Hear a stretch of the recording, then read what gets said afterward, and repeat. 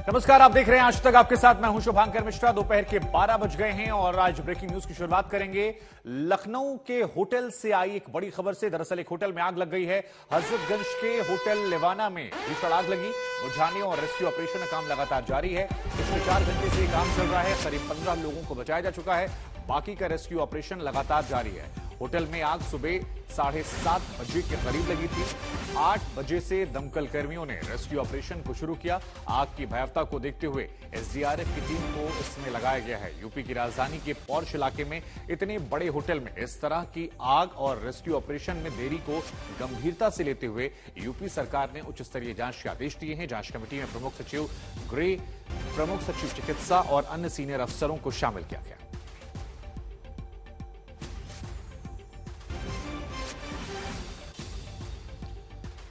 तस्वीरें हम आपको दिखा रहे हैं। देखिए, इस वक्त आपकी टीवी स्क्रीन पर 6 तस्वीरें। लेवाना होटल में आग लगी है। धुएं का गुबार जो है देखने को नजर आ रहा है। सीढ़ियों के सहारे रेस्क्यू ऑपरेशन को अंजाम दिया जा रहा है। एसडीआरएफ की टीम एक्शन में नजर आ रही है। लखनऊ में ऑपरेशन जिंदगी। घायलों के बीच योगी आदित्यनाथ अस्पताल पहुंचे, वहां पर उनका हाल जाना।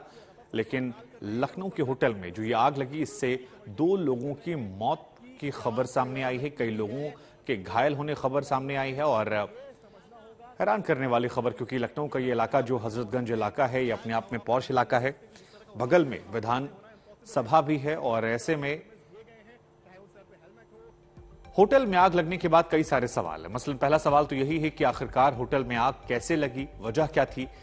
क्या होटल में सुरक्षा के सही इंतजाम नहीं थे? यह दूसरा और गंभीर सवाल है, क्योंकि आग फैली और फैलती ही चली गई। इतने बड़े होटल में क्या कोई व्यवस्था नहीं थी कि आग को बुझाया जा सके? क्या होटल में सुरक्षा नियमों को ताक पर रखा गया? क्या उसमें अनदेखी हुई है? यह भी अपने आप में एक बड़ा सवाल है। तीसरा सवाल होटल के सुरक्षा नियमों को लेकर।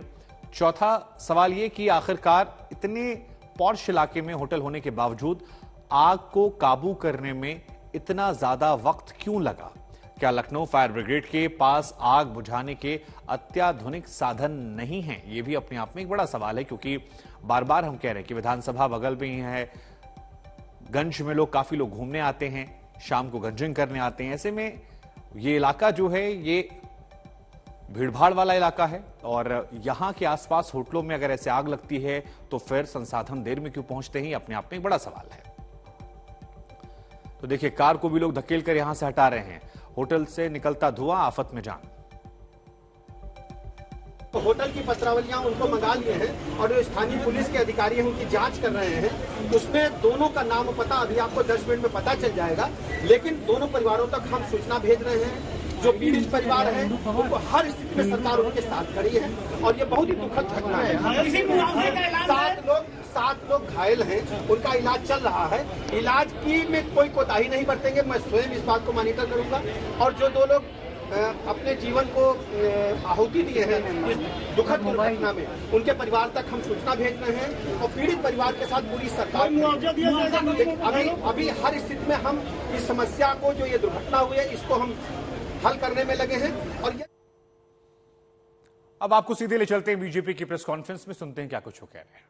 भारतीय जनता पार्टी ने, दिल्ली की जनता ने आंदोलन किए और जिस प्रकार से शराब नीति में मोटा माल मनीष सिसोदिया जी ने कमाया, जिस प्रकार से कमीशन का खेल हुआ, इस विषय को लेकर भारतीय जनता पार्टी ने कई प्रेस कॉन्फ्रेंसेस किए हैं और कई सवाल हमने अरविंद केजरीवाल और मनीष सिसोदिया से पूछे हैं। सिर्फ मेमोरी को फ्रेश करने के लिए मैं याद दिलाना चाहूंगा कि 5 सवाल हमने आदरणीय अरविंद केजरीवाल जी से पूछे थे कि ये जो पुरानी शराब नीति थी उसमें क्या खामी थी जिसके कारण एक नई शराब नीति लाई गई, और नई शराब नीति में क्या कमी थी जो उसे आनन फानन में वापस लेना पड़ा। रवि धवन जी की, जो एक्साइज कमिश्नर थे तत्कालीन, उनकी अध्यक्षता में एक कमेटी बनी थी कि नई शराब नीति कैसी होनी चाहिए, उसके रिकमेंडेशंस को ताक पे रख करके ऐसी क्या कंपल्शंस थे कि अरविंद केजरीवाल जी ने एक ऐसी शराब नीति बनाई जिसमें उन्होंने रिकमेंडेशंस को नहीं माना। तीसरा सवाल हमने पूछा था कि ब्लैक लिस्टेड कंपनीज को आपने आखिरकार क्यों ठेका दिया? चौथा सवाल हमने पूछा था कि कानून के हिसाब से जो मैन्युफैक्चरर्स हैं वो रिटेल में नहीं आ सकते, उसके बावजूद आपने अपने मित्रों को बुला करके जो मैन्युफैक्चरर्स थे उनको आपने रिटेल में काम कराया। पांचवा सवाल हमने यह भी पूछा था कि क्या कारण थे कि पहले जो फायदा या कमीशन ठेकेदारों को 2% का मिलता था उसे आपने 12% में तब्दील किया, जिसके कारण दिल्ली सरकार को भारी नुकसान उठाना पड़ा और ठेकेदारों को बहुत फायदा हुआ। मनीष सिसोदिया जी और अरविंद केजरीवाल जी के मित्रों का बहुत फायदा हुआ। 144 करोड़ रुपया ये जो लाइसेंस फीस था अपने मित्रों का, बिना कैबिनेट के अप्रूवल का, इन्होंने क्यों माफ किया? ये कुछ सवाल हमने आपके माध्यम से केजरीवाल जी और मनीष सिसोदिया से पूछा था। जवाब आज तक नहीं आया। इसलिए आज इस प्रेस कॉन्फ्रेंस के माध्यम से हम जो दिखाने वाले हैं, स्टिंग मास्टर का स्टिंग हो गया है। अरविंद केजरीवाल जी जब मुख्यमंत्री बने थे तो उन्होंने खड़े होकर कहा था कि देखो जी, अगर कोई भ्रष्टाचार करे तो आप जरूर उसका स्टिंग कर लेना, आप उसकी रिकॉर्डिंग कर लेना और हमें रिकॉर्डिंग भेज देना, तो हम जो है सच दिखा देंगे। तो आज वही हुआ है, एक स्टिंग हो गया है जो अब पब्लिक डोमेन में है, स्टिंग मास्टर का स्टिंग हो गया है। और इस स्टिंग में जो कंटेंट है जो आप अभी देखेंगे, इससे एक बात स्पष्ट होती है कि जो लोग भ्रष्टाचार के खिलाफ लड़ने की कसम खाकर आए थे वो आज दरअसल कट्टर भ्रष्टाचारी पार्टी के रूप में सामने आई है। ये आम आदमी पार्टी कट्टर भ्रष्टाचारी पार्टी, और दिल्ली के जो नेताओं ने कहा था कि ये बेउड़ी सरकार है, आज कहीं ना कहीं वो साबित हो रहा है।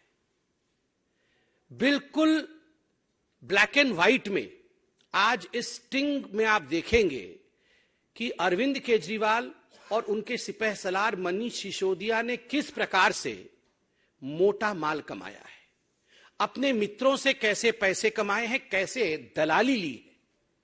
कमीशन को हिंदी में दलाली कहते हैं, और यही बात आज इस स्टिंग ऑपरेशन में सामने आएगा कि किस प्रकार लोग दलाली देने के लिए अरविंद केजरीवाल और मनीष सिसोदिया जी के पास जाते थे और एक मोटी दलाली कमा करके दिल्ली के एक्साइज पॉलिसी को लाया गया, दिल्ली को नुकसान में ढकेला गया और अपने को प्रॉफिट में रखा गया। और ये सारा का सारा स्टिंग, जिसको अंग्रेजी में कहते हैं ना फ्रॉम द हॉर्सेज माउथ, उस व्यक्ति के मुंह से सुनेंगे जो व्यक्ति खुद मनीष सिसोदिया जी के हाथों में पैसा पकड़ाता था।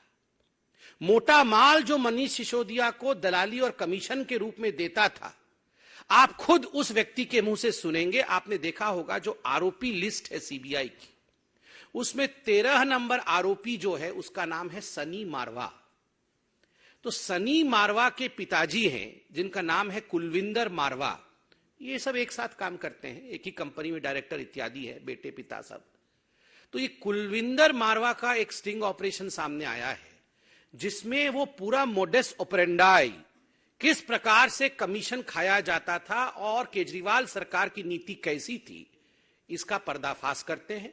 मैं अब निवेदन करूंगा मंच से कि जरा लाइट को धीमी करके अरविंद केजरीवाल जी के काले कारनामों को स्टिंग ऑपरेशन के माध्यम से देखा जाए, और आप सब भी स्टिंग मास्टर के स्टिंग को देखिए। बीजेपी कह रही है कि आम आदमी पार्टी कट्टर भ्रष्टाचारी पार्टी है। हमने 5 सवाल पूछे थे लेकिन उनके जवाब जो हैं वो अब तक सामने नहीं आए हैं। ये भी कहा कि एक स्टिंग ऑपरेशन का बार बार बीजेपी जिक्र कर रही है। नई शराब नीति में क्या खराबी थी, ये सवाल पूछा कि जो वापस पुराने पे जाना पड़ा, पुरानी शराब नीति को बदला क्यों गया। तो बीजेपी अपने 5 सवालों के जरिए लगातार आम आदमी पार्टी को घेरती हुई और आरोप लगाती हुई कि केजरीवाल सिसोदिया को इससे फायदा हुआ है।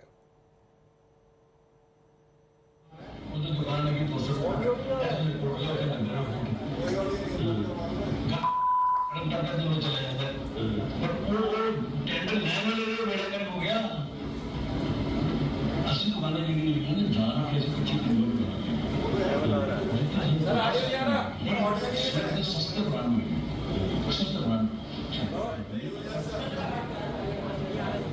आवाज के लिए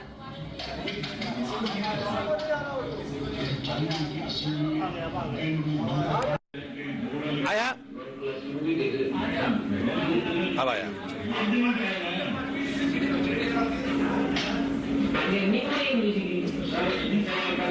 रिपीट कराने को बोल, रिपीट कर दो।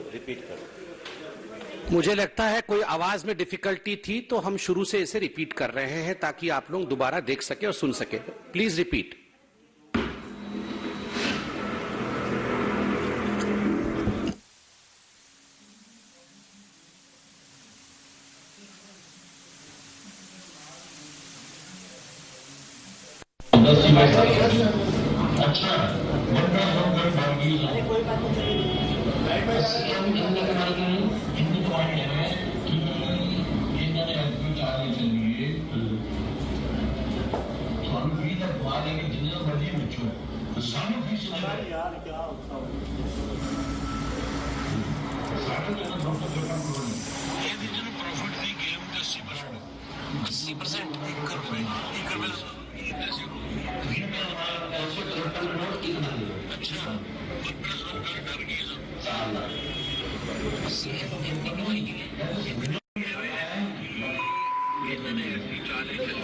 चलो जो भी चल रहा है, क्या कर सकते हैं।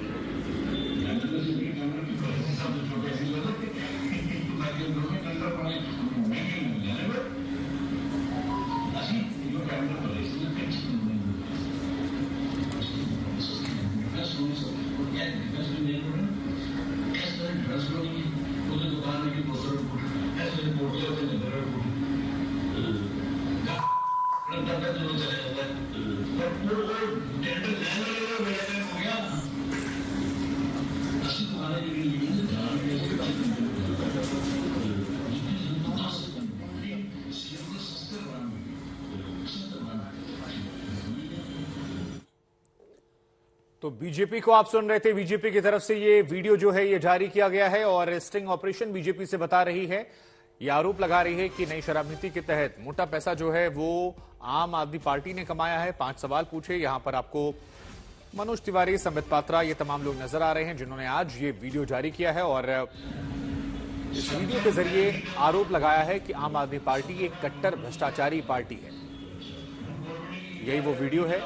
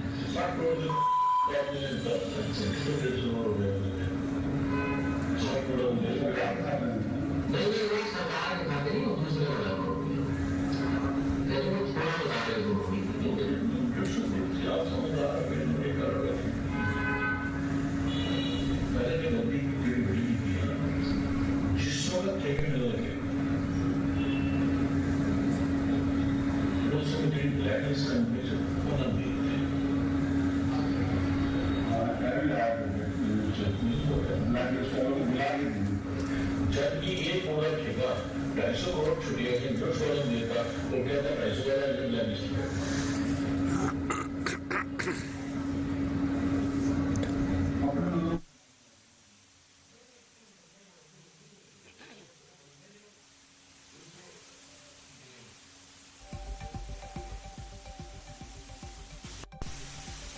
इस वीडियो की पुष्टि नहीं करता है। ये बीजेपी का दावा है जो इस वक्त हम आपको दिखा रहे हैं। बीजेपी की तरफ से प्रेस कॉन्फ्रेंस करके ये वीडियो रिलीज किया गया है और इस वीडियो के आधार पर आम आदमी पार्टी पर यह आरोप लगाया गया है कि बड़े पैमाने पर दलाली की है।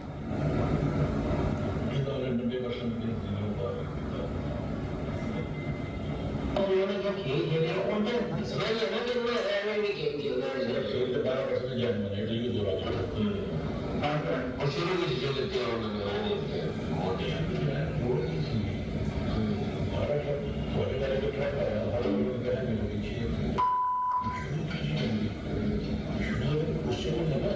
वैसे प्यार ना कुछ दूर दे दो, साढ़े दिन तो पहले वही दे देंगे, बड़े विचोले वही होगा विचोले। हमें विचोले अंदर में जो दिखता है किसी ने विचोलिया में दिखता है ना, सडन क्यों देंगे? सडन से सेटल होकर 6% आएगा तो दे देंगे।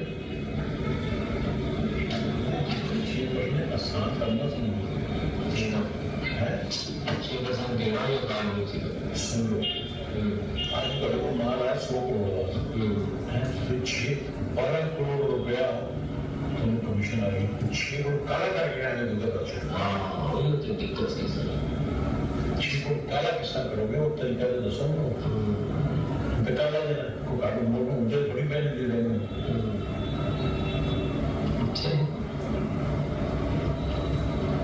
भाई अगर कंपनी 2% या 12% कमीशन देती किस्सा हो गया,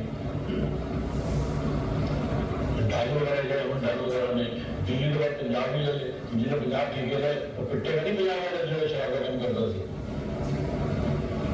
केजी में सारे ठेके उन्होंने देते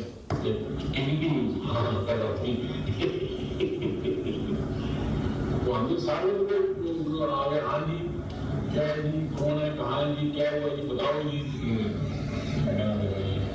मेरा बेटा यहाँ नहीं रहता, 2 साल में खाली करके जाते हैं, ये बार नमाज तो लिखा है जी।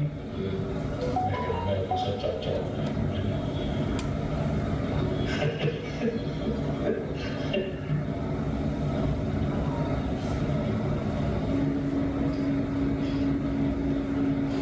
सर लड़ाई को वर्ड भी जड़ा ना सभी जानने से पड़े बोल कुछ नहीं सकते, अंडर टेबल भी करना है तो हो जाएगा, ठीक है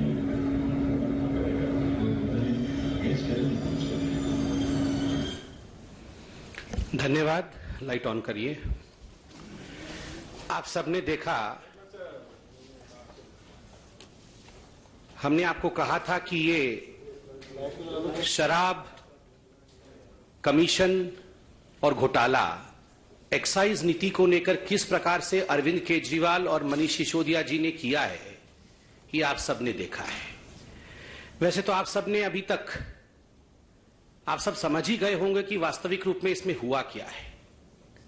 आश्चर्य का विषय है, यह जो व्यक्ति है मारवा जी, इनके बेटे कुलविंदर मारवा के स्टिंग ऑपरेशन को आपने देखा। इनके बेटे सनी मारवा 13 नंबर अक्यूज्ड हैं सीबीआई के चार्जशीट में, आरोपी पत्र में। और जो पूरा मोडस ऑपरेंडाई समझाया है उसमें मोटी मोटी बातें क्या है। नंबर 1, आप सोच के देखिए, 80% प्रॉफिट हमारा है, मतलब ठेकेदारों का, और जो मित्र हैं अरविंद केजरीवाल के, जो मित्र हैं मनीष सिसोदिया के, 80% प्रॉफिट उनका है। और राजस्व को केवल 10% मिलना है, बाकी सारा कुछ मित्रों को मिलना है। 1 रुपए के माल के अंदर 80 पैसे हमारे होते हैं, बस 20 पैसे का माल होता है। हमें फिक्स इतने पैसे दे दो, 20 का माल ले लो, जिसे मर्जी बेचो। पहले आप हमें अपना कमीशन दे दीजिए, हमें अपना पैसा दे दीजिए और 20 पैसे का माल उठा लीजिए। उसको आप 80 करके बेचिए। किसे बेचिए? चोरी करिए, उसको गलत तरीकों से बेचिए, इलीगल तरीके से बेचिए, 1 का 2 करिए, 1 का 1 फ्री करिए, हमें कोई मतलब नहीं है। जो करना है करिए, हमें अपने कमीशन से मतलब है। ये अरविंद केजरीवाल की सरकार की नीति रही है। जो ये मारवा साहब थे, उन्होंने कहा कि हम तो कच्ची कॉलोनी में टेंडर ले रहे थे, वहां पर तो जो दुकानें होती है वो तो सस्ती की दुकानें होती हैं, हमसे 250 करोड़ रुपए लिए हैं, बड़े बड़े वालों से तो 500-500 करोड़ रुपए लिए हैं। डिफेंस कॉलोनी का उन्होंने उदाहरण दिया। हमसे 250 करोड़ ले लिए, बड़े वालों से तो 500-500 करोड़ रुपए लिए। आलम यह था कि ये जो शराब नीति बनाई गई थी, इसमें 2% से बढ़ा करके 12% कमीशन इन ठेकेदारों का, इन मित्रों का, अरविंद केजरीवाल का किया गया था। आलम यह था कि अगर एक बोतल के साथ एक बोतल मुफ्त भी दिया जाए या एक बोतल के साथ 2 बोतल भी मुफ्त दिया जाए, तब भी फायदा इन ठेकेदारों को हो रहा था। आप सोचिए किस कदर लूट मची थी, किस कदर दिल्ली के राजस्व को लूटने का यहां तांडव चल रहा था। 20 पैसे का मान लो, जो मर्जी करो, सानू फिक्स्ड पैसे दे दो, सरकार का रोल खत्म। जो 20 पैसे का मान लो, जो मर्जी करो, सानू फिक्स्ड पैसे दे दो, सरकार का रोल खत्म। जो मर्जी करो, हमें पता नहीं, चोरी करो, जो करना है करो। आपने सुना मारवा साहब को। सबसे बड़ी बात, वहां कोई व्यक्ति था, तीसरा व्यक्ति, जिसने पूछा क्या ये पैसे जो है ये सरकारी खाते में जा रहे थे? ना, ये सरकारी खाते में नहीं जा रहे थे। तो ये कोई लाइसेंस फीस इत्यादि नहीं थे। एक एक व्यक्ति से पहले मालूम पड़ा कि 60 करोड़, जैसे इनसे मारवा साहब से 60 करोड़ रुपए लिया होगा अपने व्यक्तिगत कमीशन के लिए। तो मारवा साहब कहते हैं कुछ लोगों से तो 150 करोड़ ले लिया है, और ये जो है ये सरकारी खाते में नहीं जा रहे थे, मतलब ये मनीष सिसोदिया के खाते में जा रहे थे, जिसको हम तब से मोटा माल कह रहे थे। मोटा माल 60 करोड़ का किसी से, मोटा माल 150 करोड़ का किसी से। आप सोच के देखिए किस कदर लूट और घपला दलाली मची हुई थी। यहां पर स्पष्ट शब्दों में मारवा साहब, जिनका स्टिंग हुआ है, वो कहते हैं एक गलती तो बड़ी कर दी जी इन्होंने। ब्लैक लिस्टेड कंपनियों को बुला बुला करके इन्होंने टेंडर दिया है। मनोज जी बैठे हैं, आदेश जी बैठे हैं, हरीश जी बैठे हैं। डे 1 से हमारे इन नेताओं ने आवाज बुलंद की थी कि ब्लैक लिस्टेड कंपनी को आपने आखिरकार टेंडर क्यों दिया। एक्साइज विभाग में कंप्लेंट किया गया था 2021 में कि एनरिच कंपनी और ये जो इंडो स्पिरिट कंपनी है, इनके रिटेलर्स भी हैं, खाओ गली इत्यादि, ये ब्लैक लिस्टेड हैं, इनको आप मत दीजिए टेंडर। कंप्लेंट के बावजूद मनीष सिसोदिया जी ने टेंडर दिया, क्योंकि मोटा माल मिल रहा था। ये तो बिल्कुल ओपन एंड शट केस है। ये तो खुद मारवा जो इसमें इन्वॉल्व है वो कह रहे हैं। और देखिए सबसे बड़ी बात, यहां खुद मारवा जी कह रहे हैं कि 2% से 12% क्यों बढ़ाया गया। हमने सवाल पूछा था कि एक बोतल पे जो कमाई होगी, पहले रिटेलर की कमाई जो होती थी, पहले जो ठेकेदारों की कमाई होती थी, वो मात्र 2% होती थी। केजरीवाल जी की सरकार ने उसे बढ़ाकर के 12% किया। क्यों किया? तो मारवा जी कहते हैं क्योंकि उसमें से हमें कमीशन केजरीवाल जी को देना था। हमें कमीशन जो है 6% का मनीष सिसोदिया को देना था। और परेशानी यह थी कि यह जो कमीशन है इसको हम ब्लैक में कैसे दें, इतनी मोटी रकम को हम ब्लैक में कैसे कन्वर्ट करें। उन्होंने उदाहरण दिया कि एक 100 करोड़ की गाड़ी आएगी तो 12 करोड़ कमीशन होगा, 12 करोड़ में से 6 करोड़ उसी दिन जाके मनीष सिसोदिया को देना है। अब हमें समझ में नहीं आता था कि ये 6 करोड़ कोई छोटा रकम तो नहीं है, इसको हम कन्वर्ट कैसे करें ब्लैक मनी में, क्योंकि हमारे पास तो पैसे नहीं है, नोट में देने हैं। तो आप सोचिए किस कदर यहां लूट मची हुई थी। आज इसका खुलासा हुआ है। पहली बात, 80% का जो प्रॉफिट है वो दिल्ली की जनता के जेब से निकाल करके मनीष सिसोदिया और अरविंद केजरीवाल ने अपने यारों के, अपने मित्रों के दलाली के माध्यम से उनके जेब में डाला। दूसरी बात, अपना कमीशन रख लिया और उसके बाद जो करना है करो, दिल्ली की जनता के साथ जो करना है करो। ये छूट ठेकेदारों को और अपने मित्रों को अरविंद केजरीवाल और मनीष सिसोदिया ने दिया। तीसरी बड़ी बात, ब्लैक लिस्टेड कंपनी को बुला बुला कर दिया गया यहां पर कि आप जो है ठेके आके लीजिए। चौथी बड़ी बात, इस पूरे में काले धन के रूप में पैसे को कन्वर्ट करके, व्हाइट मनी को ब्लैक में कन्वर्ट करके अरविंद केजरीवाल और मनीष सिसोदिया जी तक पैसा पहुंचाया जाता था। आप सोचिए किस कदर यहां घपला घोटाला चल रहा था। आज आपने एक वीडियो देखा है, बिल्कुल इसमें कोई संशय नहीं है कि जिस प्रकार से लूट मचाई गई है, जिस प्रकार से दलाली खाई गई है, ऐसे अनेक वीडियो अब कुछ दिनों के अंदर सामने आने वाला है। आज मैं इस मंच से, हमारे सभी नेतागण मौजूद हैं, मैं एक अपील करना चाहता हूं भारतीय जनता पार्टी की तरफ से। ये अपील उन तमाम लोगों को है जिन्होंने मनीष सिसोदिया जी को, अरविंद केजरीवाल जी को पैसा पहुंचाया है, जिन्होंने कमीशन दिया है। आप डरिए मत, आप घबराइए मत। आप अपने वीडियो बना करके कि आपकी कौन सी कंपनी थी, दिल्ली के कौन से जोन में आपने कौन सा ठेका लिया था, कहां टेंडर डाला था और कितना कमीशन आपने अरविंद केजरीवाल या मनीष सिसोदिया, जिसके भी हाथ में दिया हो, कितना कमीशन आपने उनको दिया, ये वीडियो बना करके आप डालिए। आप सीबीआई के पास जाइए, बिल्कुल निर्भीक होके जाइए। ये देशभक्ति का काम होगा। देश के लोगों का पैसा लूटा गया है तो इसको उजागर करना, स्टिंग बना करके डालना, वीडियो डालना कि हमारे से मनीष सिसोदिया ने 100 करोड़ लिए, 150 करोड़ रुपए लिए, हमने फलाने तारीख को फलाने जगह दिए। आप बिल्कुल डरिए मत, आप सामने आइए। देश के पैसे को बचाने के लिए, दिल्ली के राजस्व को बचाने के लिए आप आज कानून का साथ दीजिए और मनीष सिसोदिया जी को एक्सपोज करिए। मैं इतना ही कहना चाहता हूं और इसमें आज कोई दो मत नहीं है कि मनीष सिसोदिया जी अब आपके लिए कोई एस्केप रूट नहीं है। हम आशा करते हैं कि इस पूरे विषय में आप अपनी सफाई देंगे। आदरणीय आदेश जी और मनोज तिवारी जी हैं, इन्होंने शुरू से ही इस लड़ाई को लड़ा है। मैं आदरणीय अध्यक्ष जी से निवेदन करूंगा कि वो आपके समक्ष इसके राजनीतिक विश्लेषण को जरूर रखें। धन्यवाद आदरणीय संबित जी और यहाँ उपस्थित आदरणीय मनोज तिवारी जी, श्रीमान हरीश खुराना जी और सभी हमारे पत्रकार मित्र। अभी आपने एक वीडियो, एक स्टिंग देखा है और देखते हुए वास्तव में हमें बड़ी दुख हुआ।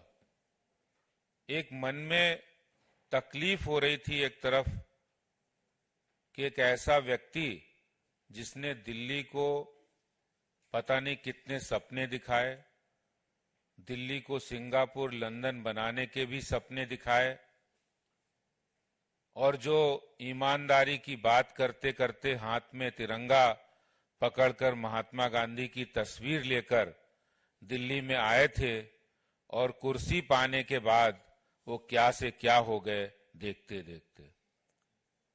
वास्तव में जो अरविंद केजरीवाल जो नई शराब की नीति लाए और उसके बाद उस शराब नीति के अंदर जो हजारों करोड़ रुपए का भ्रष्टाचार हुआ है, वो आज किसी से छुपा नहीं है। अभी संबित जी ने बहुत सारी बातें डिटेल में कही हैं। मैं यही कहना चाहता हूं कि जो केजरीवाल कहते थे 7 साल बेमिसाल, मैं ये कहूंगा कि 7 साल बेमिसाल नहीं, हर साल एक नए घोटाले का साल हो गया है।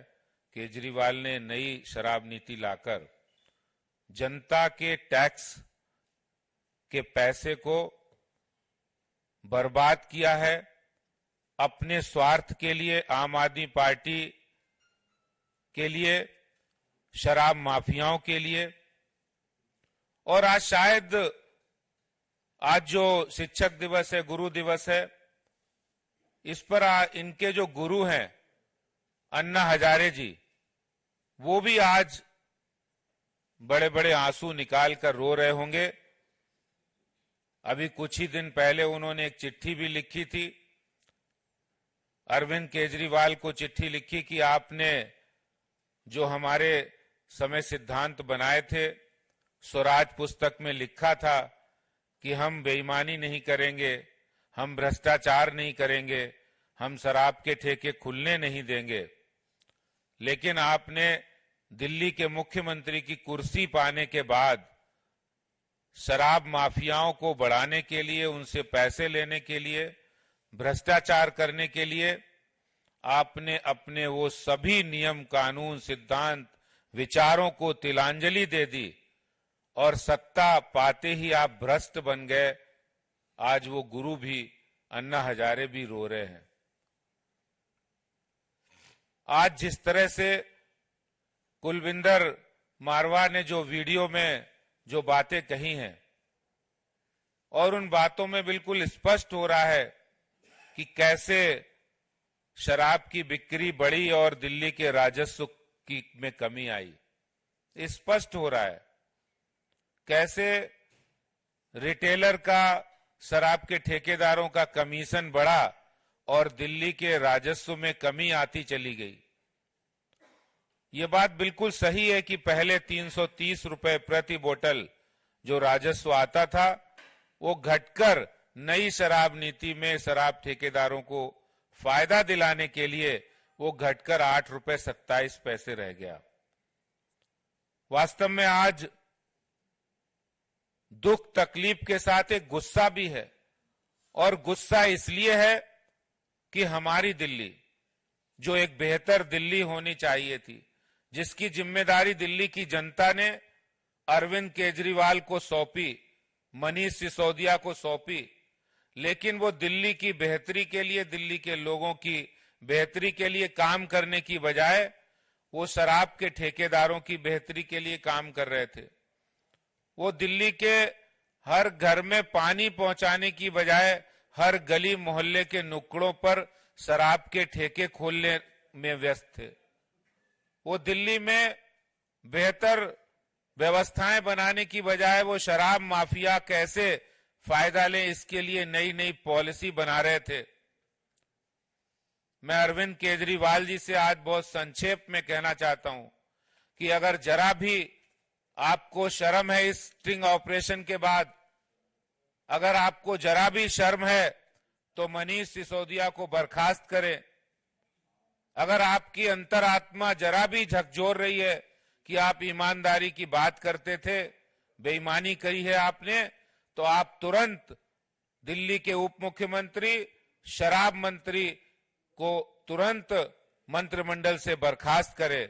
मैं ये कहना चाहता हूं। बहुत बहुत धन्यवाद। आदरणीय मनोज जी। सच तो ये है कि आज हमारी ही तरह दिल्ली के प्रत्येक नागरिक का हृदय रो रहा है। जितने सवाल, जितने प्रश्न हम करते थे, उस सारे प्रश्नों का जवाब ये स्टिंग ने दे दिया है। और ये भी आज स्पष्ट हो गया कि जो रेवेन्यू दिल्ली सरकार को आता था वो शराब व्यापारियों को क्यों दिया जाता था, क्योंकि वो पीछे से घूम करके इनके पास जाना होता था। आज दिल्ली के बच्चे कह रहे हैं कि मनीष अंकल, आपने हम सबको ढाल बनाकर दिल्ली को ऐसे लूट लिया। दिल्ली की महिलाएं, माताएं, बहनें कह रही हैं कि बेटा केजरीवाल, तुम अपना भोला भाला चेहरा दिखाकर इसके पीछे इतना बड़ा लुटेरा चेहरा रखे हुए थे। आज कच्ची कॉलोनियों के लोग क्या सोच रहे होंगे, जिनको टारगेट किया गया। इस स्टिंग में आया कि कच्ची कॉलोनियों में और ज्यादा बिक सकता है शराब, बेचो जितना बेच सकते हो। कच्ची कॉलोनियों के लोगों को, झुग्गी वालों को आप शराब के समंदर में डुबाना चाहते थे, लूटने के लिए दिल्ली को। तो अब समझ में आया है कि क्यों दिल्ली की ये दुर्दशा है, क्यों गलियां टूटी हैं, क्यों हवा प्रदूषित है, क्यों पानी जहरीला है। अब समझ में आ रहा है, दिल्ली समझ रही है। मैं बिल्कुल सहमत हूं आदेश गुप्ता जी से, संबित पात्रा जी से, और निश्चित रूप से ऐसे लोगों को अपने पद पे बने रहने का कोई अधिकार नहीं है। लेकिन हमारा मन यह भी कह रहा है कि सही मायने में दूध का दूध, शराब का शराब जारी है। चाहे जितनी भी कोशिश कर लो, जल्दी ही सिसोदिया और भ्रष्टाचारी गैंग के मुखिया अरविंद केजरीवाल की भी बारी है। बहुत बहुत धन्यवाद आदरणीय आदेश जी, मनोज जी। कोई सवाल हो तो आप लोग अवश्य पूछें। रवि जी,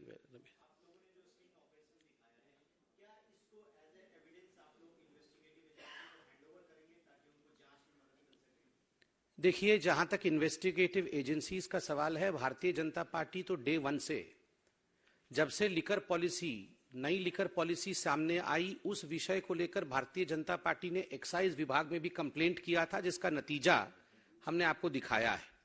सड़कों पर भी हम लड़े, और ये जो स्टिंग ऑपरेशन हमने आपको दिखाया है, यह अभी पब्लिक डोमेन में है और स्वाभाविक है, ये एक बहुत बड़ा एविडेंस है। और हम भी आशा करते हैं कि जो भी इन्वेस्टिगेटिव एजेंसीज हैं वो सुओ मोटो ही इसका कॉग्निजेंस लेंगी, क्योंकि ये पब्लिक डोमेन में है।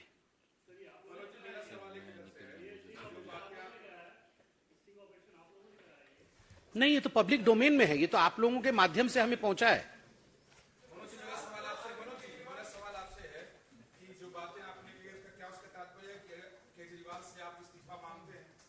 100% मैं समझता हूं कि मैं दिल्ली की जनता की बात रख रहा हूं। They should resign.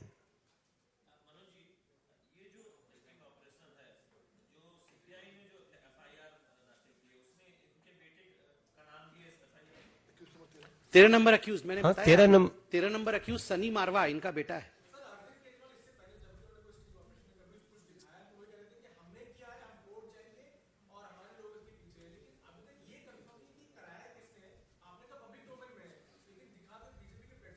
बिल्कुल सही बात है, पब्लिक डोमेन में है, दिखाया गया है बीजेपी के प्लेटफॉर्म से।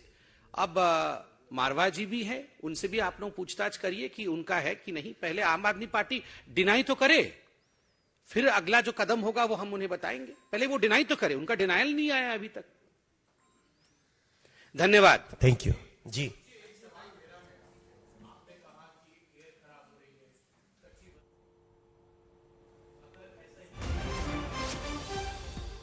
तो आबकारी घोटाले पर बीजेपी का स्टिंग ऑपरेशन हम आपको दिखा रहे थे। बीजेपी की तरफ से दावा किया गया है कि भ्रष्टाचार में लिप्त है आम आदमी पार्टी। बीजेपी बार बार कह रही है केजरीवाल सिसोदिया ने जबरदस्त तरीके से पैसा लूटा है। आबकारी घोटाले पर बीजेपी का स्टिंग ऑपरेशन, हालांकि आज तक इस वीडियो की पुष्टि नहीं करता है, लेकिन बीजेपी की तरफ से दावा किया गया है।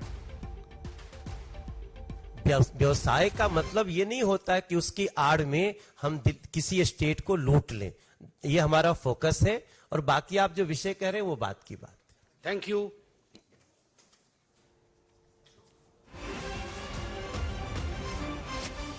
तो बीजेपी को आप सुन रहे थे। व्यापार और भ्रष्टाचार के बीच का अंतर बीजेपी समझाती हुई मनोज तिवारी, संबित पात्रा प्रेस कॉन्फ्रेंस करते हुए यहां पर कई तरह के आरोप जो हैं वो लगाए गए हैं, चाहे वो दिल्ली बीजेपी अध्यक्ष की तरफ से हों या फिर मनोज तिवारी की तरफ से हों या फिर संबित पात्रा की तरफ से। मनीष सिसोदिया को पैसा देने वाला स्टिंग, ऐसा आरोप बीजेपी की तरफ से लगाया जा रहा है और स्टिंग दिखाकर बीजेपी ने अपने आरोपों को दोहराया है। लोगों से भी अपील की है कि अगर आप कहीं से भी इसका हिस्सा बने हुए थे या आप से पैसे लिए गए तो फिर आप अपने वीडियोस को सामने रखिए, आइए वीडियो बनाइए, सामने आइए और सीबीआई तक जाइए, देश हित का यह काम होगा, ऐसा बीजेपी का कहना। तो बीजेपी ने जारी किया है स्टिंग ऑपरेशन और ये बड़ी खबर हम आपको बता रहे हैं। मनीष सिसोदिया को पैसा देने वाला स्टिंग, ऐसा आरोप बीजेपी का। हिमांशु मिश्रा हमारे संवाददाता हमारे साथ जुड़ रहे हैं इस खबर पर। हिमांशु, एक स्टिंग ऑपरेशन दिखाया जाता है, हालांकि इसकी पुष्टि हम नहीं करते, लेकिन बीजेपी आरोप लगा रही कि मनीष सिसोदिया को इसमें पैसा दिया गया है। लोगों से भी अपील की है कि सामने आइए, सीबीआई को और सबूत दीजिए, देश हित में काम कीजिए। कैसे देख रहे हैं बीजेपी वर्सेस आप पर, क्योंकि आज ये जो प्रेस कॉन्फ्रेंस थी इसमें आरोप तो बड़े गंभीर लगाए गए हैं। देखिए, बिल्कुल भारतीय जनता पार्टी ने स्टिंग जो है वो जारी किया और उसमें ये कहा कि देखिए जो सन्नी मारवा है, जो सीबीआई की चार्जशीट में एक्यूज नंबर 13 है, उनके पिता का ये स्टिंग है कि किस तरीके से मॉडस ऑपरेंडी के तहत जो है आम आदमी पार्टी पूरी शराब घोटाले के अंदर जो है वो रिश्वत लेती थी और उनका सीधा मतलब ये था कि आप कुछ भी कीजिए लेकिन हमारा पैसा हमको दे दीजिए। यानी कि उनका कहना है कि 20% का कमीशन जो है आम आदमी पार्टी कैश में लेती थी, लाइसेंस फीस वगैरह ये सब अलग है। तो कहीं ना कहीं भारतीय जनता पार्टी का ये कहना है जो चीजें हम कह रहे थे वो अब उजागर होती है इस ऑपरेशन के बाद, और जो भी लोग जिनके भी नाम सीबीआई के अंदर आए हैं वो खुद जाकर सीबीआई को बताएं अपने वीडियो के जरिए या अपने खुद जाकर सीबीआई दफ्तर के अंदर बताएं कि उनसे किस तरीके से कैश लिया जाता रहा है, किस तरीके से कमीशन मांगी गई है। और बीजेपी का ये भी आरोप है ब्लैकलिस्टेड कंपनियों को जो है वो ठेके दिए गए, यानी कि अंदर बात। ठीक है, आपका बहुत बहुत शुक्रिया तमाम जानकारी के लिए। इधर बीजेपी से दामन छुड़ाने के बाद नीतीश कुमार की निगाहें जो हैं वो पीएम की कुर्सी पर हैं। इससे यह साफ हो गया है कि बीजेपी से अब वो कभी तालमेल का ऐलान कम से कम निकट दिनों में नहीं करने वाले हैं और यही बात वो खुलकर कह रहे हैं। बीजेपी के खिलाफ नीतीश लगातार विपक्ष को एकजुट कर रहे हैं। 50 सीटों पर बीजेपी को समेटने की बात कहने वाले नीतीश ने एक बार फिर से कहा कि अगर विपक्ष एकजुट हो गया तो फिर बीजेपी की हार तय है।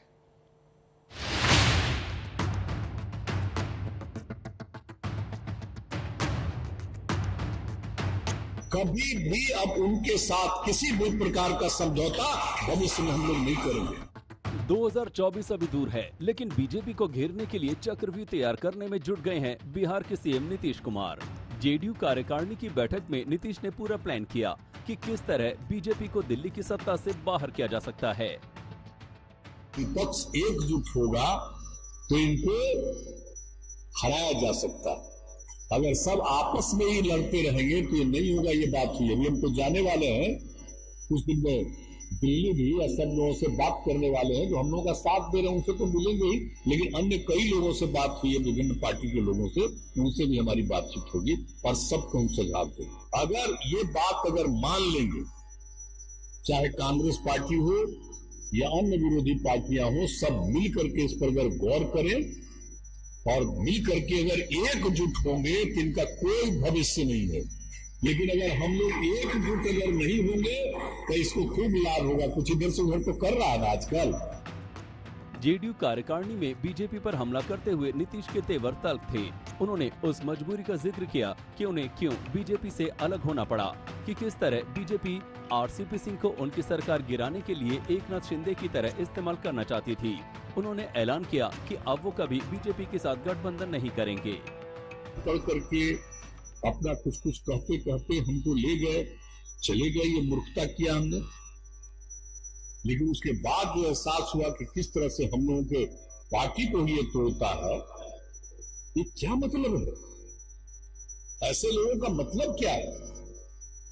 ये तो आप जान लीजिए कि जब तक हम लोगों की पार्टी है, कभी भी अब उनके साथ किसी भी प्रकार का समझौता भविष्य में हम लोग नहीं करेंगे। नीतीश के तेवर से उनकी रणनीति साफ नजर आ रही है। खबर है कि आज से 2-3 दिन के दिल्ली प्रवास में विपक्ष के विभिन्न नेताओं से मिलकर वो इस रणनीति पर ठोस तरीके से काम भी करने वाले हैं। दिल्ली दौरे में नीतीश कांग्रेस नेता राहुल गांधी, दिल्ली के सीएम अरविंद केजरीवाल और एनसीपी सुप्रीमो शरद पवार से मिल सकते हैं। हालांकि बीजेपी को नीतीश की चुनौती में कोई दम नजर नहीं आता। जो नीतीश बाबू ने औकात दिखाने की बात की है, देहात की कहानी है, अपन बियाह ने सूरदास के बरतुहारी। 15-20 साल से मुख्यमंत्री हैं। 2010 में 85 सीट था, आज घट के 43 पर आ गए और आज तक अकेले कभी चुनाव लड़कर के सत्ता में नहीं आए। औकात दिखाने चले हैं नरेंद्र मोदी। बेशक नीतीश के पास अपना बहुत बड़ा जनाधार नहीं, लेकिन उन्हें ये पता है कि मोदी के मुकाबले विपक्ष का स्पेस अभी खाली है और वो ये जगह भर सकते हैं। अगर विपक्ष की तरफ देखें तो पीएम दावेदार के रूप में राहुल गांधी, ममता बनर्जी, शरद पवार जैसे नाम हैं, लेकिन नीतीश भी इस रेस में पीछे नहीं। बात कर रहे हैं, उनके पास एक चेहरा है। चेहरे के सवाल में आप कह रहे हैं कि हम बैठकर वार्तालाप करेंगे, उसमें चेहरा निकलेगा। बिल्कुल। क्या ऐसी स्थिति बनती है तो केसीआर साहब नीतीश कुमार जी का नाम प्रपोज करेंगे? ऐसा देखिए, मैं कौन होता हूँ? अब चलिए, मैं कहूँगा तो कोई विरोध करे? 50 मिनट हो गया आपका। इस पूरे प्रक्रिया में कांग्रेस पार्टी की क्या? नीतीश कुमार कदम बढ़ा चुके हैं। अब देखना ये होगा कि विपक्ष की दूसरी पार्टियां क्या उनको इस रूप में मंजूर कर पाती हैं। रोहित कुमार सिंह, पटना, आज तक। और अब आपको सीधे झारखंड लेकर चलते हैं, जहां से हेमंत सोरेन इस वक्त झारखंड विधानसभा में लाइव हैं। सुनते हैं क्या कुछ वो कह रहे हैं। सदस्यों को खड़े होकर ही इस विषय को सुनने की आवश्यकता है। अध्यक्ष महोदय, आज जिस तरीके से हमारे सरकार के ऊपर हस्तक्षेप लगाए जा रहे हैं, आज हमारे 3 विधायक बंगाल में हैं और बंगाल में खरीद फरोख्त का जिम्मेवार असम के मुख्यमंत्री हेमंत बिस्वा शर्मा पर जाता है। अध्यक्ष महोदय, आज अध्यक्ष महोदय उसकी जांच करने के लिए उन राज्यों में जा रही पुलिस को ये मदद नहीं करते। अध्यक्ष महोदय, जिस तरीके से हमारा कौन सा दो राज्य आपस में भिड़ गया पुलिस का, कौन राज्य लड़ गया था? नहीं, मेघालय नॉर्थ ईस्ट तरफ में कौन दो राज्य लड़ गया था? अरे दोनों नहीं लड़ गया था। अध्यक्ष महोदय, आपको याद होगा कि अरुणाचल या मेघालय के दो राज्य के पुलिस आपस में लोगों ने खूनी संघर्ष कर दिया। आज ये ऐसी स्थिति पैदा करना चाहते हैं अध्यक्ष महोदय, ये देश दूसरे देश से क्या लड़ेगा? ये तो राज्य में ही राज्यों को लड़ाने में लगा हुआ है अध्यक्ष महोदय, और ये गृह युद्ध की स्थिति पैदा करना चाहते हैं और दंगा करके फिर से ये चुनाव जीतना चाहते हैं अध्यक्ष महोदय। लेकिन मैं कह दूं, जब तक यूपीए की यहाँ सरकार है, ऐसे मंसूबों को कभी भी हवा नहीं मिलेगा और आपको मुंह तोड़ राजनीतिक जवाब भी देंगे और सदन के अंदर भी जवाब देने के लिए हम लोग सक्षम है। अध्यक्ष महोदय,